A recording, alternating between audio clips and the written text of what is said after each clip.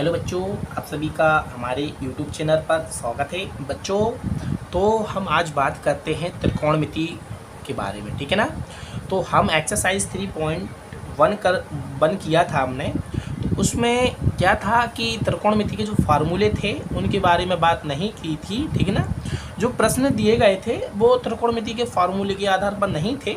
अब जो एक्सरसाइज हम करने जा रहे हैं 3.2 उसमें त्रिकोणमिति के जो फार्मूले होते हैं उनके बारे में जानना आवश्यक है, ठीक है ना, बहुत ज़रूरी है। तो उनके फार्मूले के बारे में हम बात करते हैं, ठीक है ना बच्चों। त्रिकोणमिति, ट्रिग्नोमेट्री, ठीक है ना, इंग्लिश में ट्रिग्नोमेट्री बोलते हैं। तो हमें बच्चों इनमें किस प्रकार से आपको बता दें, हमें त्रिकोणमिति में इन 6 जो हम इनको बोलें 6 प्रकार एक फलन बोल रहे हैं, ठीक है ना। इनके लिए हम क्या बोलते हैं, फलन बोल, इनका नाम है, ठीक है ना। इनका नाम है, कैसे कैसे नाम है, साइन, कॉस, टेन, कॉट, सेक और कॉसेस, ठीक है ना। क्या 6 अक्षर हैं, ठीक है ना, 6 अक्षर बोले, 6 फलन, ठीक है ना। हम बोल बता रहे हैं आपको कि हमें इन 6 के बारे में जानना बहुत ज़रूरी है, इन 6 अक्षरों के बारे में जानना बहुत ज़रूरी है, ठीक है ना। त्रिकोणमिति यदि हम पढ़ रहे हैं, त्रिकोणमिति का मतलब क्या, त्रिकोण यानी 3 कोण से मिलकर बनने वाली आकृति को त्रिकोणमिति बोलते हैं।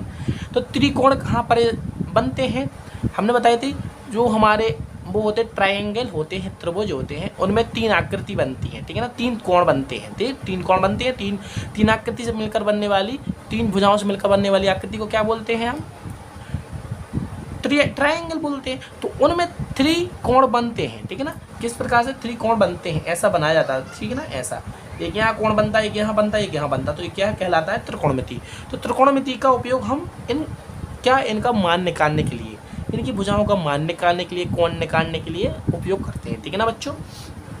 तो चलिए इनके बारे में हम समझते हैं बारी बारी से क्या है। तो बच्चों, अब जिस प्रकार से हमने बताया, इन 6 जो अक्षर साइन, कॉस, टेन, कॉट, सेक और कॉसेस के बारे में आपको पढ़ना होगा त्रिकोणमिति में, ठीक है ना। पूरी त्रिकोणमिति इन 6 जो हमारे वर्ड हैं, साइन, कॉस, टेन, कॉट और सेक और कॉसेस, इनके आधार पर ही है। तो बच्चों हम बता दें, देखो जिस प्रकार से मैंने लिखा है साइन 90 माइनस थीटा, ठीक है ना। क्या होता है 90 माइनस थीटा, और साइन जिस प्रकार से जिस श्रेणी हमने लिखी है, साइन, कॉस, टेन, कॉट, सेक और कॉसेस, इन श्रेणी को आप कैसा भी लिख सकते हैं, साइन के बाद को सेक, कॉसेस लिख दो, ठीक है ना। कहीं पर भी आगे पीछे हो सकती है, ठीक है ना। तो साइन 90 माइनस थीटा है, तो यहाँ पर प्लस लगा दिया। यहाँ पर देखो जिस प्रकार साइन का लिखेंगे उसी प्रकार से इन 6 जो हमने जो बता रहे हैं आपके लिए अक्षर, इन 6 अक्षरों के साथ हमें 90 माइनस थीटा लेना है। 90 माइनस थीटा लेंगे तो 90 प्लस थीटा भी लेना पड़ेगा, ठीक है ना। तो बच्चों हम आपको इस ग्राफ के आधार पर समझा रहे हैं, ठीक है ना। इसको हम क्या पढ़ते हैं, ग्राफ। इसको पढ़ते हैं एक समांतर रेखा को, एक जो रेखा है, इस एक समांतर रेखा को जो दूसरी रेखा है क्या करती है, दूसरी रेखा इसको समान भागों में विभाजित करती है। इसके कह सकते हैं कि क्या है, इस पर लंब है, इस रेखा 1 पर, रेखा 2 क्या है, लंब है, रेखा 2 क्या है, लंब है, ठीक है ना। लंब का मतलब दोनों में क्या है, बराबर, यानी जो लंब रहता है यहाँ पर कितने डिग्री का कोण बनता है, 90 डिग्री का, यहाँ पर कितना बनता है, 90 डिग्री का, ठीक है ना बच्चों। तो लंब का मतलब 90 डिग्री का दोनों तरफ कोण बनेगा, यहाँ पर भी बनेगा और यहाँ पर भी 90 डिग्री का ही कोण बनेगा, ठीक है ना बच्चों। तो बच्चों हम देखो हमने जो बनाई है ना, तो 4 खंड बन चुके हैं, क्या बन चुके हैं, 4 खंड में 1 2 3 और 1 4, ठीक है ना। एक जो रेखा से एक जो समांतर रेखा ली थी, इस पर एक हमने लंब डाल दिया था, क्या दूसरी रेखा से क्या डाल दिया था, लंब डाल दिया था। तो लंब डालने पर 90 90 90 90 90 में बढ़ गए थे, यानी 4 कोण, समकोण, 4 समकोणों में बढ़ गया था, ठीक है ना। तो इसको हम बोलते हैं प्रथम चतुर्थांश, ठीक है ना। तो दूसरे को द्वितीय चतुर्थांश, इसको तृतीय, इसको चतुर्थ, ठीक है ना। तो चतुर्थांश के मतलब होता है 4, तो 4 है, 1 2 3 4 है ना। प्रथम चतुर्थांश, द्वितीय, तृतीय और चतुर्थ, ठीक है ना बच्चों। प्रथम चतुर्थांश में x और y क्या होते हैं, दोनों धनात्मक होते हैं, x और y धनात्मक। देखो क्या यहाँ पर जो हम बनाएंगे, यहाँ पर x पढ़ेंगे, यहाँ पर माइनस x, यहाँ प्लस का x होगा, यहाँ माइनस का x होगा, ऊपर वाले प्लस y होगा, नीचे क्या होगा, माइनस y, ठीक है ना। यहाँ पर इनके मान लिखेंगे, ठीक है ना। यहाँ पर जो यहाँ पर प्लस के मान होंगे y के, यहाँ पर x के प्लस के मान होंगे, यहाँ x के माइनस के मान होंगे, ठीक है ना। हमने आपको पढ़ाया है इंटीजर जो रेखा होती है, इंटीजर रेखा का मतलब क्या, पूर्णांक संख्या वाली रेखा। इसमें क्या आती है, इसमें सभी संख्या आ जाती हैं। पूर्णांक का मतलब क्या है, पूरी संख्या। 0 से छोटी संख्या ऋणात्मक लेते हैं तो इसलिए ऋणात्मक चिन्ह का उपयोग किया, 0 से बड़ी संख्या को धनात्मक, ठीक है ना। तो कोई भी संख्या का मान को हमने x मान लिया, ठीक है ना। एक्स पर जो भी संख्या है उनकी संख्याओं को एक्स मान लिया, और 0 से छोटी वाली संख्या रेखा पर जो मान है उनको हमने -x से दर्शा दिया, ठीक है ना बच्चों। इसी प्रकार से बाह्य रेखा को भी करेंगे। तो हमारे कहने का मतलब है, आप समझ गए कि प्रथम चतुर्थांश जो है x धनात्मक होता है, y भी धनात्मक होता है, ठीक है ना। इसको हम ऐसा लिख सकते हैं, x और y दोनों धनात्मक होते हैं, ठीक है ना, प्रथम चतुर्थांश। द्वितीय चतुर्थांश में लेकिन याद होना चाहिए पहले इसको हम क्रमित युग्म में लिखेंगे। हमने इस क्रमित युग्म के बारे में आपको बात कर दी थी, ठीक है ना। जब हमने अध्याय 2 किया था ना क्लास 11वीं का, उसमें हमने बात की थी, ठीक है ना। क्रमित युग्म में क्या होता है, छोटे कोष्टक में x y को लिखना ही क्रमित युग्म में कहलाता है, ठीक है ना। तो पहला x लिखना है, दूसरा y लिखना है, पहला y नहीं लिखना है, ठीक है ना। इसी प्रकार से x, यहाँ पर x क्या है, माइनस का, तो माइनस, और y क्या आएगा है, ठीक है। इन दोनों से मिलकर बना है द्वितीय चतुर्थांश, y प्लस का है, ठीक है ना। द्वितीय चतुर्थांश ऐसा होगा। तृतीय में कितना आएगा, -x आएगा, और इसमें j भी माइनस का है। चतुर्थ में क्या है, x जो हमारा है प्लस का है और माइनस का है, ठीक है ना। तो इस प्रकार से पहले चतुर्थांश में x और y प्लस के होते हैं। द्वितीय चतुर्थांश में जो हमारा x होता है, x तो ऋणात्मक होता है, x कैसा होता है, ऋणात्मक होता है, ठीक है, और y धनात्मक होता है। तृतीय में दोनों ऋणात्मक होते हैं, x और y, और जो चतुर्थांश होता है उसमें x प्लस का होता है, y माइनस का होता है, ठीक है ना बच्चों। तो देखो बच्चों 4 बने हैं, हमने बताया ना, क्या बताया है कि एक समांतर रेखा होगी, एक हमने लंब डाल दिया, ठीक है ना। लंब का मतलब होता है कि 90 डिग्री का कोण बनेगा, ठीक है ना। लंब सीधा लंब डाल दिया एक रेखा के आधार पर, ठीक है ना। यानी कि इसको काट दिया आप लोग को बराबर भागों में, ठीक है ना। यहाँ पर 90 और 90, तो इस रेखा की साइड 90 अंश का, इस रेखा पर 90 अंश। सरल रेखा पर बना कोण कितने अंश का होता है, सरल रेखा का मतलब क्या होता है, यहाँ से यहाँ तक एक रेखा है, ठीक है ना। इस पर बना कोण, दोनों ओर बना कोण, इस पर बना कोण कितना होता है, 180 डिग्री। तो 180 डिग्री तो होता है, 90 कितना 180 होता है कि नहीं होता। तो सरल रेखा पर बना कोण कितना होता है, 180 डिग्री का होता है, ठीक है ना। तो बच्चों हम आपको बात करें कि देखो यहाँ से लेकर यहाँ तक 90 आएगा, ठीक है ना।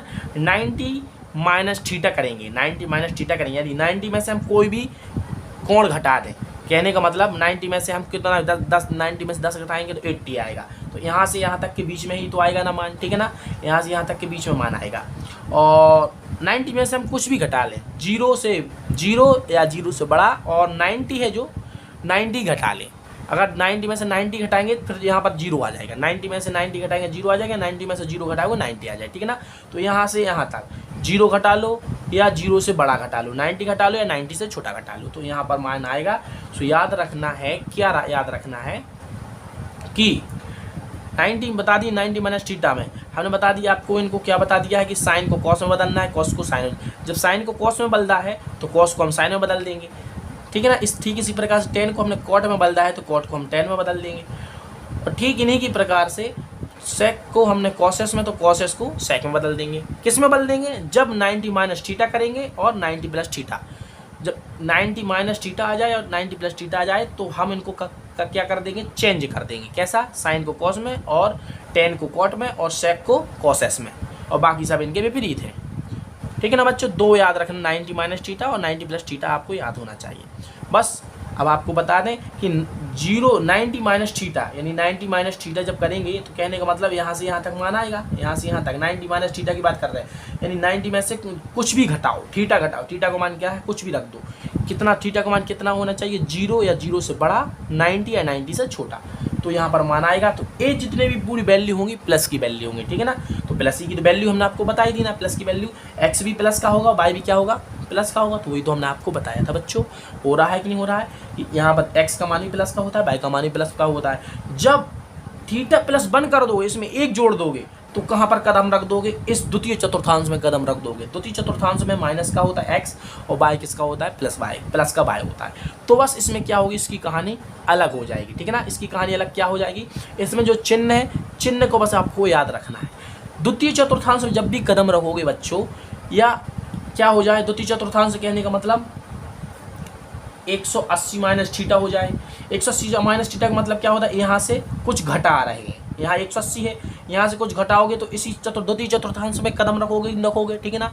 तो इसमें और 180 माइनस थीटा और 90 प्लस थीटा, इसमें क्या रखना है कि इसमें जो साइन और कॉसेस होता है, साइन का उल्टा कॉसेस लेते हैं हम, ठीक है ना, ट्रिग्नोमेट्री में।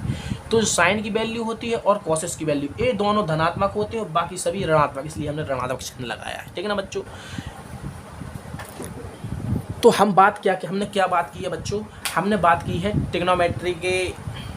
ट्रिग्नोमेट्री हम पढ़ रहे हैं, इनके कुछ फार्मूले के बारे में बात की है। जिस प्रकार से 90 माइनस थीटा और 90 प्लस थीटा लिया है, ठीक इसी प्रकार से 180 माइनस थीटा लेंगे, इसी प्रकार से 180 प्लस थीटा लेंगे। ठीक इन्हीं की प्रकार से 270 minus theta, 270 plus theta, 360 minus theta, 360 plus theta, ठीक है ना। तो इन्हीं के प्रकार से कितने फार्मूले बनेंगे, 6A हैं, 6A हैं तो 12 हो गए।